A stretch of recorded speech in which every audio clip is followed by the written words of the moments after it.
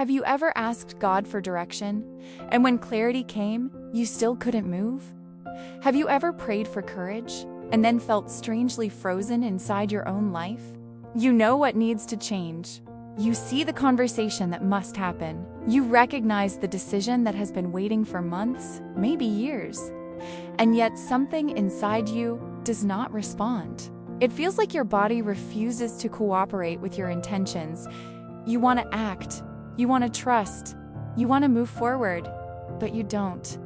And then the guilt begins. Maybe I'm lazy. Maybe I'm afraid. Maybe my faith isn't strong enough. Maybe I'm disappointing God. There is something rarely discussed in spiritual spaces. We talk about obedience, we talk about discipline, we talk about surrender, but we almost never talk about what happens inside the body when it feels unsafe. Your nervous system has only one primary job: survival. It does not ask whether something is spiritually aligned. It does not evaluate your calling. It does not calculate long-term blessings. It simply asks one question: am I safe? Most people know about fight or flight, anxiety, restlessness, overthinking, racing thoughts. That is the sympathetic nervous system activated. But there is another response that is quieter and often misunderstood. It is called freeze. Freeze is what happens when the body does not believe fighting or running will work. So it shuts down energy instead. It reduces movement. It reduces initiative. It reduces emotional intensity. It creates numbness, heaviness, procrastination, brain fog. From the outside, it looks like laziness. From the inside, it feels like paralysis. And here is where it becomes deeply spiritual. When you are in freeze, it becomes harder not only to act, but to trust, harder to pray with emotion, harder to feel connection, harder to sense God's presence. Not because God has moved away, but because your system has shifted into protection. You can love God and still be frozen. You can believe deeply and still feel unable to move. You can desire obedience and still feel stuck. Freeze is not rebellion. It is protection. Many women carry years of silent stress, emotional overload, responsibility, caretaking, unresolved disappointment, spiritual pressure to be strong. Over time, the nervous system absorbs all of it, and when it becomes too much, it does what it knows how to do. It slows you down. Sometimes paralysis is not weakness. It is the body saying, I cannot carry more without safety. They were not usually moments of extreme pressure. They were moments of safety, peace, spaciousness, breath. Your body felt open. Faith flows more easily in safety. Trust is not only a spiritual act, it is a physiological state. When the nervous system feels secure, the heart opens. When the heart opens, faith feels natural. When faith feels natural, action becomes possible. But when the nervous system feels threatened, even subtly, everything tightens. And threat does not only mean physical danger. It can mean fear of making the wrong decision, fear of losing stability, fear of being judged, fear of not being enough. The body does not differentiate between a predator and a perceived relational threat. It reacts to both as danger. So if you are standing in front of a life decision that feels risky, even if spiritually correct, your nervous system may activate protection before your faith has space to respond. This is why sometimes you pray for guidance. And when guidance becomes clear, your body freezes. You assume something is wrong with you spiritually. But maybe your body just needs reassurance. There is a story many of us were unconsciously taught. If you trust God enough, you will feel confident. If you have strong faith, you will feel bold. If you are obedient, you will move quickly. But confidence is not always the evidence of faith. Sometimes, the deepest faith looks like trembling movement. And sometimes, even trembling feels impossible. The freeze response can look like procrastination. You delay the email, you postpone the conversation. You research endlessly but never decide. You distract yourself with small tasks. you scroll. You clean, you reorganize. You tell yourself you need more clarity. But underneath it, your body is saying, "This feels overwhelming." You cannot shame your nervous system into safety. You cannot spiritually pressure yourself into regulation. You cannot pray your body out of survival mode without first helping it feel safe. And here is something gentle and liberating. God is not impatient with your nervous system. He created it. He understands survival responses more intimately than you do. If your body is protecting you, it is not an act of disobedience. It is an act of design. The problem is not that you are frozen. The problem is that you judge yourself for being frozen. Judgment increases stress. Stress increases threat. Threat deepens freeze. Compassion, however, does the opposite. Compassion signals safety. Safety allows openness. Openness invites movement. Instead of asking, "Why can't I just move forward?" try asking, "What inside me does not feel safe yet?"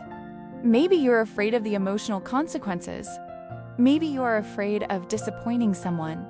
Maybe you are afraid that if you fail, it will confirm an old wound. The body remembers previous pain. It tries to prevent repetition. If you once stepped out in faith and felt unsupported, your nervous system recorded that. If you once spoke truth and were rejected, your system recorded that. If you once trusted and were hurt, your system recorded that. So now, when a similar situation appears, even if spiritually aligned, your body hesitates. It is not faithlessness, it is memory. And this is where psychology and spirituality meet in a beautiful way. Healing does not require abandoning faith. It requires integrating safety. Before asking yourself to leap, ask yourself to regulate. Before demanding courage, create calm. You can begin simply. Slow your breathing. Longer exhale than inhale. Allow your shoulders to soften. Place your hand on your chest. Notice the rhythm of your heartbeat. Tell your body, not just your mind, "I am safe in this moment." And when the body begins to feel even slightly safer, something subtle happens. The tightness reduces. The fog clears a little. The next step does not feel as threatening. Faith does not return as fireworks. It returns as willingness. Willingness to consider movement. Willingness to take one small step. Willingness to stay present with discomfort. Movement does not need to be dramatic. In freeze, the goal is not a leap. It is a micro step. One email, one honest sentence, one small boundary, one 5-minute action. Every small action signals to the nervous system, we can survive this. There's a difference between intellectual faith and embodied faith. Intellectual faith says, "I know God is with me," but one activates action. Many spiritual struggles are not theological problems. They are regulation problems. We try to fix them with more knowledge, more verses, more content, more motivation. But what the body needs is safety, not information. God's presence is not only a concept, it is experienced through regulation. When your nervous system is calm, you can sense connection more easily. When your system is overwhelmed, connection feels distant. This does not mean God leaves when you are dysregulated. It means your capacity to perceive shifts. If you have been frozen, maybe the invitation is not try harder. Maybe it is slow down. Paralysis is often a sign that you have been carrying too much for too long without enough rest. And rest is not weakness. Rest is repair. Imagine speaking to yourself the way God might speak to you in this moment.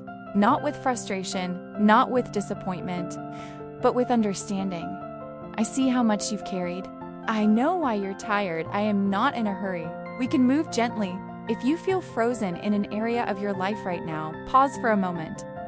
Instead of asking, "What should I do?" ask, "What does my body need to feel 5% safer?" Maybe it needs reassurance. Maybe it needs support. Maybe it needs a conversation. Maybe it needs permission to move imperfectly. Perfectionism keeps the nervous system alert. It fears mistakes. But growth rarely happens in perfect certainty. It happens in regulated imperfection. You do not need to feel fearless to move. You need to feel safe enough. And safe enough is a much lower threshold than fearless. Your body is not your enemy. It is not sabotaging your destiny. It is trying to protect your heart. When you approach it with compassion instead of frustration, something begins to shift. Movement returns slowly. Clarity returns softly.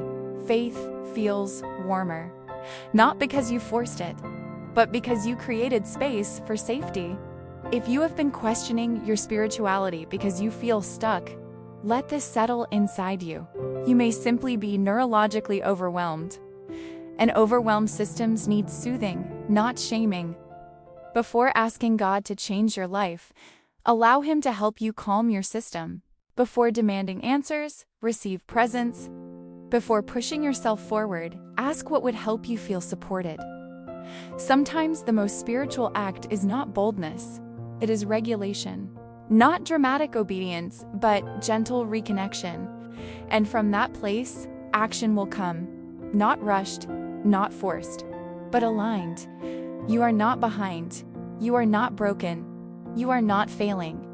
Your nervous system may simply be asking for safety before surrender. And when safety and surrender meet, movement becomes natural.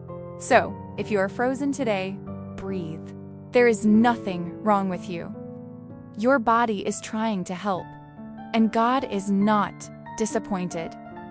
He is patient enough to move at the pace of your healing. Let that be enough for now. If you've ever felt spiritually stuck, emotionally paralyzed, or silently overwhelmed, words ITE, the word SAFE in the comments. Not for me, but as a declaration to your own nervous system that you are choosing gentleness over shame. If this helped you understand your faith through the lens of psychology and nervous system regulation, subscribe and turn on notifications. This channel is becoming a space where spirituality and emotional health are not separated, where faith meets science, and where healing is not rushed. Share this with someone who feels frozen in life right now.